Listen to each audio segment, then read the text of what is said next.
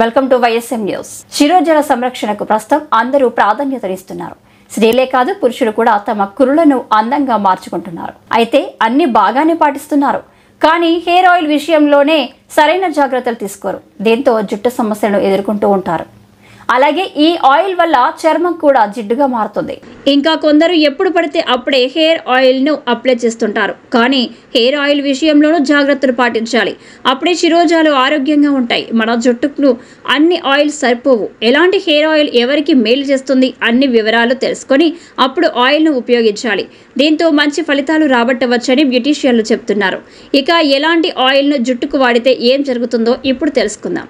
సాధారణంగా కొబ్బరి నూనెను అధిక శాతం మంది జుట్టుకు వాడుతుంటారు. ఇది జుట్టు కుదుళ్ల లోపలికి కూడా వెళ్ళగలదు. దీంతో శిరోజాలకు పోషణ లభిస్తుంది.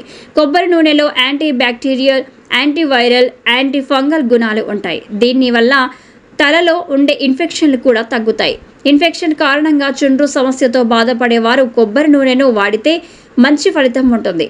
ఈ నూనెలో మన జుట్టుకు అవసరమయ్యే ఎసెన్షియల్ ఫ్యాటీ యాసిడ్లు ఉంటాయి. అలాగే విటమిన్లు, ఈ, కేలతో పాటు ఐరన్ కూడా లభిస్తుంది.